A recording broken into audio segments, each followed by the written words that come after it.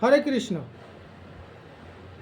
তো আমরা এই জগতে এসেছি এবং এই জগতে বেঁচে থাকতে হলে আমাদের কিছু না কিছু কর্ম করতে হয়।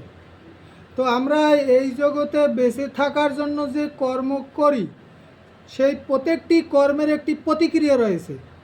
যেমন আমরা যদি ভালো কর্ম করি, ভালো কর্ম করলে ভালো ফল লাভ করব, এবং আমরা যদি খারাপ কর্ম করি খারাপ ফল লাভ করব।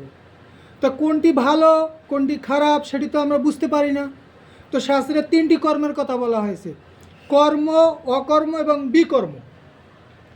তো শাস্ত্রে যে নির্দেশ দেওয়া হয়েছে যে এই কর্ম করতে হবে, যেমন কেউ যদি স্বর্গে যেতে যায় তাহলে স্বর্গে যাওয়ার জন্য বিভিন্ন যাগ যজ্ঞ আদি বেদে বর্ণনা করা হয়েছে, সেটা হচ্ছে শাস্ত্রের নির্দেশিত কর্ম।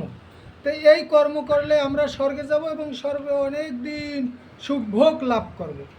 এবং এই শাস্ত্রে যেটি নির্দেশ দেওয়া হয়নি, অর্থাৎ শাস্ত্রের বহির্ভূত যে কর্ম, সেটাকে বলা হয় বিকর্ম। তাই আমরা যদি এই বিকর্ম করি, এই বিকর্ম করার ফলে আমাদের পাপ হয়। এই পাপ করার ফলে বা এই পাপ কর্ম করার ফলে আমাদের নরকে যেতে হয় এবং নরকের নরক যন্ত্রণা ভোগ করতে হয়। কিন্তু আমরা যদি অকর্ম করি তাহলে আমাদের এই কর্মের বন্ধনে আর আবদ্ধ হতে হবে না, অর্থাৎ আমাদের পূর্ণকর্ম হবে না, পাপ কর্মও হবে না।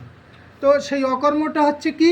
সেই অকর্মটা হচ্ছে কৃষ্ণ ভাবনাময় কর্ম, অর্থাৎ পরমেশ্বর ভগবান শ্রীকৃষ্ণের সন্তুষ্টি বিধানের জন্য যদি আমরা কর্ম করি তাহলেই আমরা এই কর্মের বন্ধন থেকে লাভ করতে পারব।